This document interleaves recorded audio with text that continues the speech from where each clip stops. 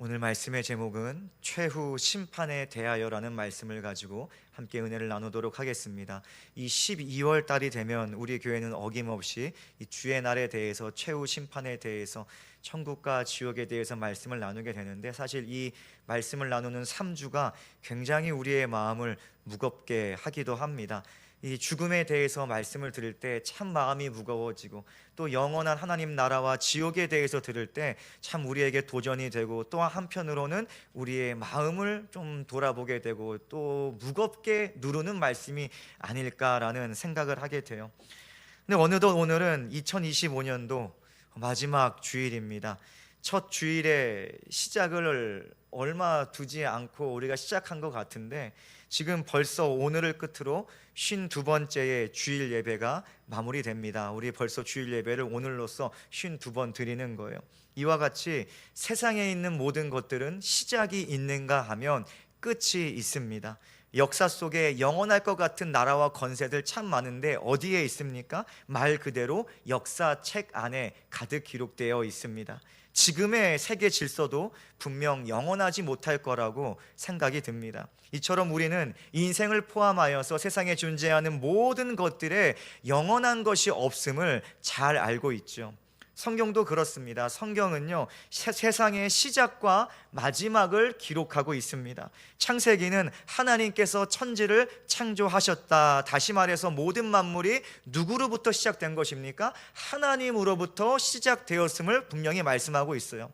그런데 신약 복음서에 보니까 그 천지는 없어지지만 하나님의 말씀만은 영원할 것이다 라고 선포하고 있습니다. 그러니 하나님께서 이 천지를 지으셨지만 이 천지 또한 사라질 것이다 라고 성경은 말씀하는 것입니다. 다시 말해서 지금 우리가 보고 듣고 느끼고 만지고 있는 모든 것들의 마지막이 있음을 성경은 우리에게 가르치고 있는 것입니다.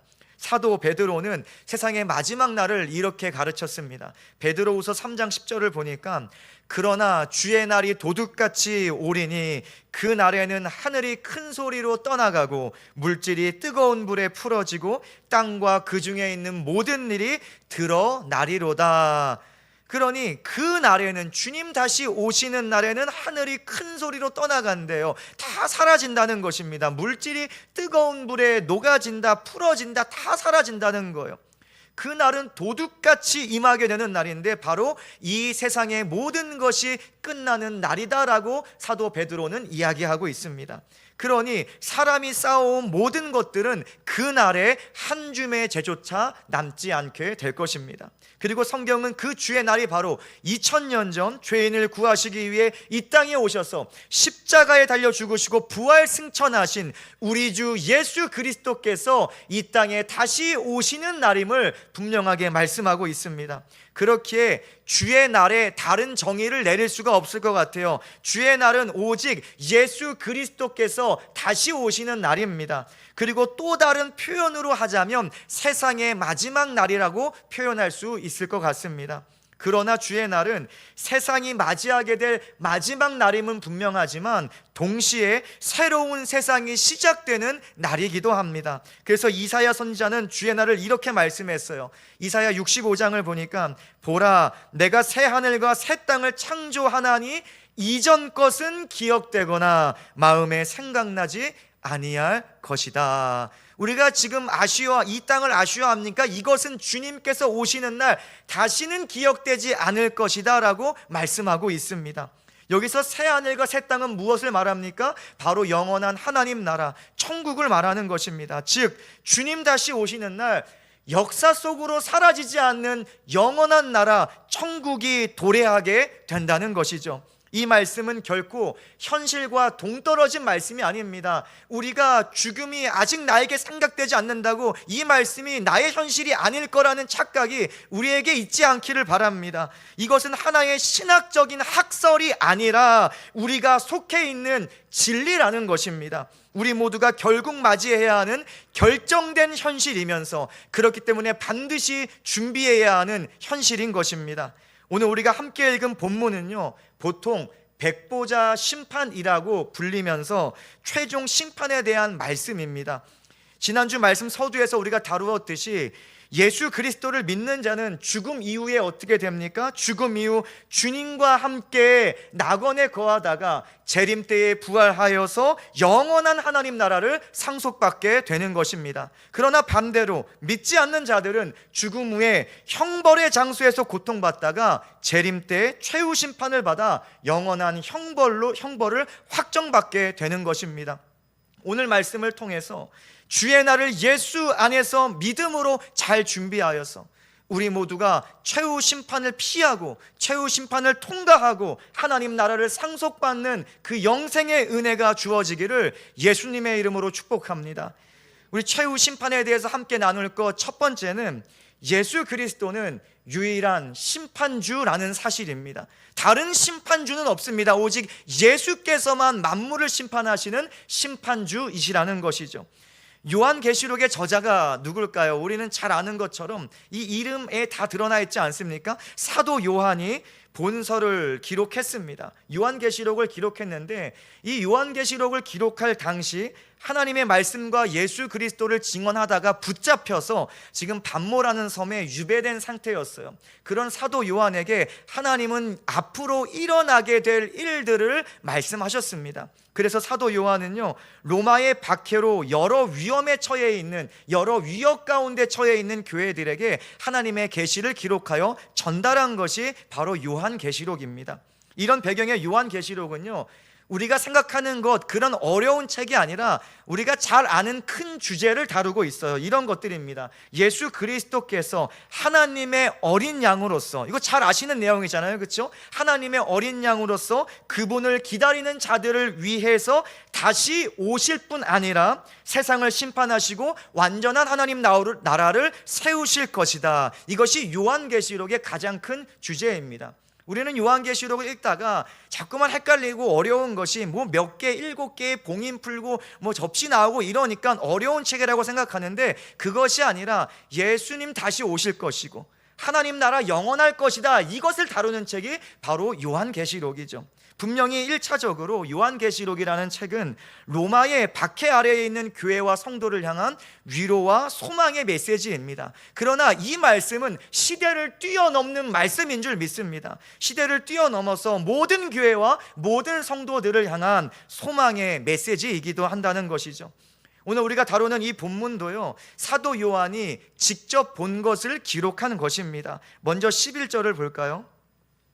또 내가 크고 흰 보좌와 그 위에 앉으신 이를 보니 땅과 하늘이 그 앞에서 피하여 간데 없더라. 사도 요한이 보게 된 것이 무엇입니까? 내가 보니라고 말하면서 땅과 하늘, 우리가 알고 있는 이 땅의 모든 것들이 피하여 없더라, 온데간데 없더라, 다 사라지더라는 것이에요. 그리고 그 앞에 나타난 것이 무엇인가? 천지는 사라지고 오직 크고 흰 보좌와 그 위에 앉으신 이를 보게 되었다 기록하고 있습니다. 그리고요, 흰 보좌에 앉아 있으신 이 앞에서 죽은 자들이 심판받는 것을 사도 요한이 보게 됩니다. 그렇다면 과연 그 보좌에 앉으셔서 심판하시는 분은 누굴까?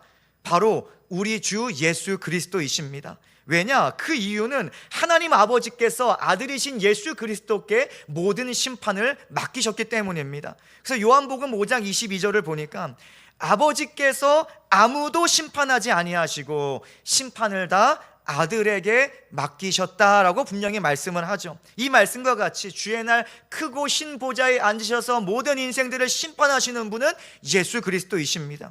고린도 후서에서도 이와 같이 말씀하세요. 고린도 후서 5장 10절을 보니까 이는 우리가 다 반드시 그리스도의 심판대 앞에 나타나게 되어 각각 선악간에 그 몸으로 행한 것을 따라 받으려 함이라. 사도 바울은 특별히 그리스도의 심판대라는 표현을 씁니다. 그리스도의 심판대. 그러니 심판하시는 분이 누구세요? 예수 그리스도께서 심판하신다는 것입니다. 이처럼 이 세상의 끝이 찾아오게 되는 날, 주님 다시 오시는 날, 모든 만물이 마지막을 맞이하게 되는 그날, 모든 인생은 반드시입니다. 반드시 예외 없이 예수 그리스도 앞에 서게 될 것입니다. 지금 많은 세대가 이 가운데 예배하고 있지만 예외 없이 우리 모두도 예수 그리스도 앞에 서게 될 날을 마주하게 된다는 것이죠. 근데 중요한 것은 이때 주님 앞에 서게 될 때에, 심판주 되시는 주님 앞에 우리가 서게 될 때에 모든 인생은 예수 그리스도 앞에서 두 종류의 인생으로 나누어지게 된다는 것입니다. 이 일에 대해 예수님께서 직접 마태복음에서 이야기를 하셨어요. 마태복음 25장을 보니까 인자가 자기 영광으로 모든 천사와 함께 올 때의 재림을 말하고 있죠. 자기 영광의 보좌에 앉으리니, 지금 요한계시록에서 보는 그 보좌를 말하는 것입니다. 그 보좌에 앉으리니 모든 민족을 그 앞에 모으고 우리 모두가 예수 앞에 서게 된다는 거예요. 각각 구분하기를 나옵니다. 각각 구분하기를, 목자가 양과 염소를 구분하는 것 같이 하여 양은 그 오른편에 염소는 왼편에 두리라. 예수님께서 하신 말씀이에요. 우리는 반드시 오른편에 서야 될 줄 믿습니다. 절대로 주님께서 너는 왼편으로 가야지 왼편으로 보내시는 자가 되어서는 안 됩니다. 다시 말해, 주님 보시기에 염소 같은 성도로 신앙생활하면 안 되고, 우린 주님 보시기에 양과 같은 성도로 신앙생활해야 한다는 것입니다. 이어지는 마태복음 25장의 말씀에서 예수님께서 분명하게 가르치셨어요. 주님은 오른편에 서게 되는 자들을 향해서 말씀하시기를 내 아버지께 복받은 자들아 라고 부르셨습니다. 내 아버지께 복받은 자들아, 하나님께 복받은 자들아, 그러면서 이어서 말씀하시기를 창세로부터 너희에게 예비된 나라를 상속받으라. 얼마나 축복의 말씀입니까? 주님이 양으로 구분하여서 오른편에 서게 하신 자들이 구원받는 자들이고 하나님 나라를 상속받게 되는 자들이다라고 말씀하시는 거예요. 그러므로 우리는 주의 날 반드시 주님의 오른편에 서 있는 자가 되어야 하는 것입니다. 우리는 심판주의 눈에 양처럼 보일 준비를 지금 해야 되는 것이고, 그렇게 주의 날을 맞이해야 한다는 것입니다. 그러나 반대가 되면 어떨까요? 반대로 주님은 왼편에 서 있는 자들에게 말씀하셨어요. 저주받은 자들아 라고 말씀하셨습니다. 왼편에 염소 같은 자로 구분되어서 서 있는 자들에게 저주받은 자들아, 그리고 나를 떠나 분리되라는 것입니다. 완전히 단절을 말합니다. 나를 떠나서 마귀와 그 사자들을 위하여 예비된 영원한 불에 들어가라. 주님께서 하신 말씀이에요. 다시 말해서 그 영원한 심판을 받는 자들은 혼자 심판받는 것이 아니라 마귀의 자녀로서 마귀와 함께 영원한 형벌을 받게 된다라고 예수님께서 말씀하고 계시는 것입니다. 이게 무슨 말입니까? 주님이 염소로 구분하여서 왼편에 서게 하신 자들은 심판받아서 영원하도록 고통스러운 형벌을 혼자가 아니라 마귀와 함께 받게 된다는 것이죠.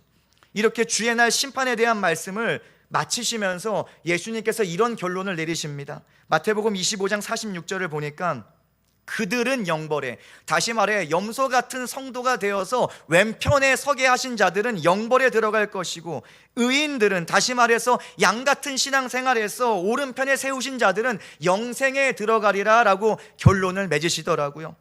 유일한 심판주 되시는 예수 그리스도의 선고에 따라서 모든 존재는 그 선고에 합당한 대가를 받게 되는 것입니다. 그런데 그 대가는 둘 중 하나밖에 없어요. 영벌인가 영생인가, 둘 중에 하나밖에 없다는 것입니다.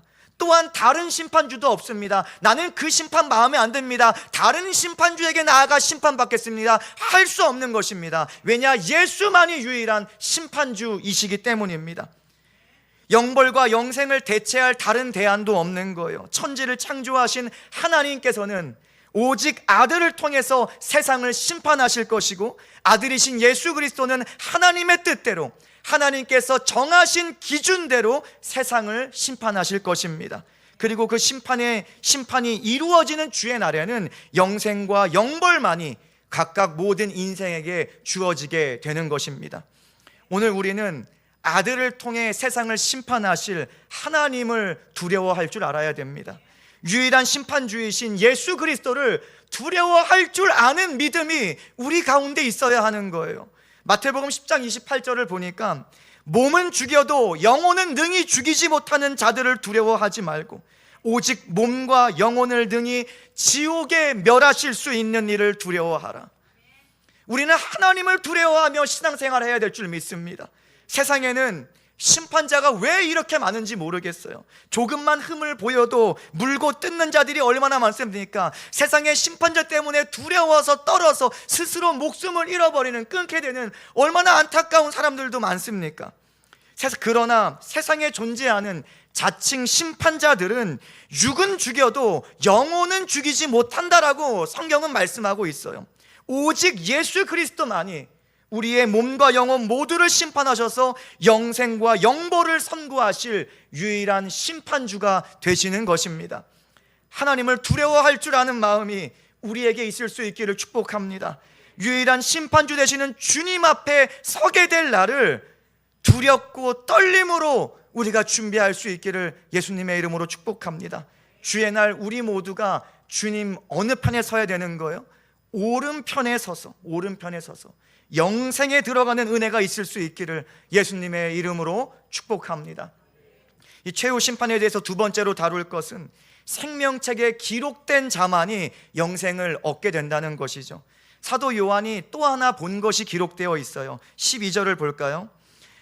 또 내가 보니 죽은 자들이 큰 자나 작은 자나 그 보좌 앞에 서 있는데 책들이 펴 있고 또 다른 책이 펴졌으니 곧 생명책이라 죽은 자들이 자기 행위를 따라 책들에 기록된 대로 심판을 받으니. 요한은 또 다른 것을 보았는데 그 그리스도의 심판대, 그 심판대 앞에 펼쳐져 있는 수많은 책들을 보게 됩니다. 그리고 이 책들은 두 가지 종류로 구분된다는 것을 이 말씀을 통해 알 수가 있죠. 개역개정 번역을 보니 이 두 종류의 책들을 복수와 단수 형태로 잘 구분해 놓은 것을 보게 됩니다. 먼저 문법적으로 복수형으로 이 표현된 책들이 있죠. 책들입니다. 이 책들은요, 모든 사람들의 각각의 행위를 기록한 행위록들입니다. 우리의 모든 행위들이 지금도 하나님의 책 앞에, 행위록 앞에 기록되고 있다는 것이죠. 그래서 언젠간 제가 말씀드린 것 같아요. 하나님의 CCTV는 꺼지지 않는다. 우리는 늘 하나님께서 지켜보시는 인생을 살아가야 되는 것이고, 하나님은 계속해서 우리의 삶을 기억하시는 분이라는 것을 나눈 적이 있어요. 그래서 모든 사람들은요, 그 행위록에 기록된 자기 행위를 따라서 심판을 받게 되는 것입니다. 그런데 만약 심판대 앞에 행위록들만 가득하다면 어떻게 될까요? 다른 책은 없고 행위록들만 가득하다면 구원받을 자는 아무도 없을 것입니다. 사람은 그 누구도 자신의 행위로서 죄를 씻을 수 없기 때문입니다. 사람은 그 어떤 윤리적이고 도덕적인 행위로도 자신을 의롭게 할 수 없기 때문입니다. 어떤 율법적인 완전한 행위를 우리가 한다고 할지라도 지킬 수 없는 것이고, 그 율법적 행위를 통해서 우리는 우리 스스로를 깨끗게 할 수 없기 때문에 행위록들만 주님의 심판대 앞에 가득하다면 그 어떤 인생도 구원받지 못하죠. 갈라디아서가 이렇게 말합니다. 사람이 의롭게 되는 것은 율법의 행위로 말미암음이 아니요 오직 예수 그리스도를 믿음으로 말미암은 줄 알므로라고 말씀하고 있습니다. 그렇기에 심판대 앞에 펼쳐져 있는 수많은 행위록들은 결코 사람을 구원할 수 있는 은혜의 책들은 아닌 것입니다. 오히려 사람은 그 행위록을 근거로 하여서 주님께 심판받게 되는 것입니다. 그런데 소망이 있어요. 소망의 소식이 있는데, 소망이 있는 것은 이 수많은 행위록들 옆에 특별한 책 한 권이 놓여져 있다는 거예요. 요한은 이것을 단수 형태로 표현했습니다. 책이라고 표현했어요. 수많은 책들이 놓여져 있고 그 옆에 한 특별한 책이 있다라고 표현합니다. 바로 요한은 행위록들 옆에 있는 또 다른 책을 생명책이라고 우리에게 소개하고 있습니다. 감사한 것은 생명책이 있기 때문에 오늘 우리가 구원받는 은혜를 얻을 수가 있는 것입니다. 그리고 그 생명책은 요한이 본 것처럼 닫힌 책이 아니라 열려있는 책이더라는 거예요. 열려있다는 것은 뭐예요? 주님께서 그 책을 읽으시겠다는 것입니다. 그 책을 선포하시겠다는 거예요. 그리고 생명책에 기록된 대로 구원이 결정지게 되는 것입니다. 과연 누가 생명책에 이름이 기록될 수 있을까요? 여러분, 우리의 모든 이름들이 한 분도 빠짐없이 생명책에 기록될 수 있기를 예수님의 이름으로 축복합니다. 그런데 이 책에는요, 아무나 기록될 수 없어요. 내가 기록되고 싶다고 기록될 수 있는 종류의 책이 아니라는 것입니다. 이 생명책에는 오직 예수 그리스도와 연합한 자, 예수 믿어 의롭다함을 얻은 자, 성령 안에서 거듭난 자들의 이름만이 기록될 수 있는 것입니다. 아무리 천문학적인 돈을 많이 낸다고 할지라도 절대로 생명책에 이름이 기록될 수 없습니다. 세상에서 명예를 얻고 그 이름이 존경받는다고 할지라도 생명책에만큼은 그 이름이 기록될 수가 없는 것입니다. 생명책에 이름이 기록될 수 있는 자는 오직 예수 그리스도를 믿는 자들 뿐입니다. 예수 십자가의 고난과 죽음으로 나의 죄의 값이 완전하게 치러졌고 죄와 사망을 이기시고 사흘 만에 부활하심으로 내가 의롭게 되었다는 것을 믿는 자들만이 생명책에 기록되는 은혜를 누리게 되는 것입니다. 우리는 반드시 생명책에 기록된 자가 되어야 할 줄 믿습니다. 세상에서도 그렇지 않습니까? 대학 합격 명단에 내 이름이 들어가 봐요. 얼마나 행복합니까? 회사 승진 명단에, 또 회사 최종 합격자 명단에 내 이름이 들어가 봐요. 얼마나 행복합니까? 이것은 정말 귀하고 기쁜 일입니다. 그런데 이 생명책에 이름이 쓰여져 있는 것은 이 땅의 그 어떤 일보다 귀하고 기쁜 일이 될 것입니다. 그 무엇과도 비교할 수 없는 영광스러운 일이 될 것입니다. 왜냐? 이것은 영원한 생명에 관한 일이기 때문입니다. 이 생명책과 관련된 너무나 두려운 말씀이 15절에 기록되어 있어요. 15절을 보니까 누구든지 생명책에 기록되지 못한 자는 불못에 던져지더라. 기록되지 못한, 생명책에 이름이 없으면 그건 소망 없는 것입니다. 불못에 던져지리라. 너무나 끔찍한 말씀을 성경은 우리에게 하고 있습니다. 그러니 여러분 오해하지 말 것은 교회는 좋은 말 들으러 오는 곳이 아닙니다. 교회는 가장 먼저 위로 들으려고 오는 것이 아니라 하나님을 예배하는 곳이 되어야 되고, 정말 진리의 말씀을 우리가 알고 우리를 점검할 수 있는 곳이 교회가 되어야 하는 것이고, 마지막 때를 준비하도록 우리가 함께 하나 되어서, 성령 안에서 하나 되어서 믿음을 준비하는 곳이 교회가 되어야 하는 곳입니다. 사랑하는 성도님, 우리는 이 말씀을 따라서 사망과 음부를 따라 불못에 던져지는 영원한 고통과 저주를 반드시 피하는 존재가 되어야 됩니다. 근데 피할 길은 하나밖에 없습니다. 오직 육신이 살아있는 이때에, 지금 우리가 숨쉬는 이때에 예수 그리스도를 믿음으로 예수와 연합하는 길밖에 없는 것입니다. 요한복음 11장에서 말씀합니다. 예수께서 이르시되 나는 부활이요 생명이니 나를 믿는 자는 죽어도 살겠고 무릇 살아서 나를 믿는 자는 영원히 죽지 아니하리니 이것을 내가 믿느냐. 2000년 전 마르다에게 물으셨던 예수님은 성경을 통해서 오늘을 살아가는 우리들에게 물으시고 계시는 거예요. 내가 부활이요 생명이다, 너희는 나를 믿느냐라고 예수님께서 오늘 우리에게 물으시는 것입니다. 오늘을 믿음으로 살아가는 자, 오늘을 예수 안에서 살아가는 자, 예수를 위해 살아가는 자는 반드시 생명책에 기록되어서 그 살아있는 믿음의 결과를 영생으로 얻게 될 것입니다. 사랑하는 성도님, 예수 믿는 우리는 확신하기는 이미 생명책에 이름이 기록된 자들입니다. 예배하는 우리는, 예수 믿는다고 고백하는 우리는 이미 생명책에 기록된 자들입니다. 요한계시록 또한 이렇게 말해요. 오직 어린 양의 생명책에 기록된 자들만 들어가리라. 오직 어린 양의 생명책, 그리스도께서 낭독하시는 그 생명책에 적힌 자들만 천국에 들어가리라.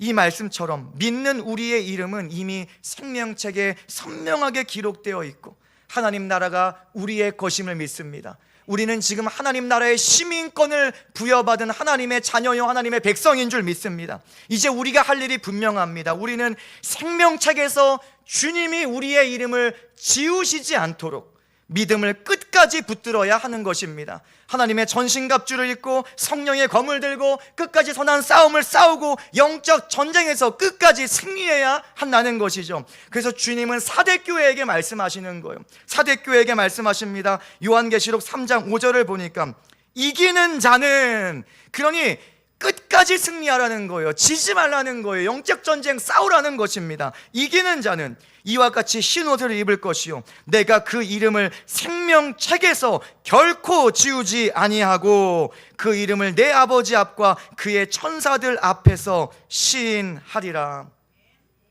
여러분, 마지막 날까지 예수 믿고 예수와 연합할 수 있기를 축복합니다. 주의 날에 우리의 이름이 열린 생명책을 가지신 주님으로부터 하나님 아버지와 천사들 앞에서 울려 퍼질 수 있기를 예수님의 이름으로 축복합니다. 한번 상상해 보세요. 그 주의 날이 우리 앞에 이제 펼쳐졌는데, 주님 오시는 날 생명책을 펴신 주님께서 하나님 아버지와 천사들 앞에서 여러분의 이름을 부르시는 그 순간을 여러분 기대하셔야 되는 거예요. 우리가 기대해야 할 것은 그 순간에 있습니다. 생명책을 펴서 우리 각자의 이름을 부르실 때 우리에게는 영원한 생명이 선포되는 시간이라는 것입니다. 그 날을 기억하시면서 이번 한 주도 승리할 수 있기를 예수님의 이름으로 축복합니다.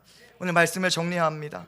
우리는 오늘 말씀을 통해 모든 인생은 결국 주님 앞에 서게 될 날을 마주하게 됨을 나눴습니다. 이것을 3주 내내 나누고 있죠. 우리는 성경이 끊임없이 경고하고 강조하고 가르치듯이 주님의 날을 맞이할 준비를 반드시 하면서 살아가야 합니다. 어린 양의 생명책에 우리의 이름이 기록되도록 영생 얻을 준비를 해야 한다는 것이죠. 매 주일마다 강조하지만 구원의 길은 예수밖에 없습니다. 예수의 길밖에 없습니다. 다른 길은 없습니다. 다른 이름은 없다는 것이죠. 예수 십자가 고난과 죽음 그리고 부활만이 죄사함과 구원을 얻을 수 있는 유일한 근거가 되어주는 것입니다.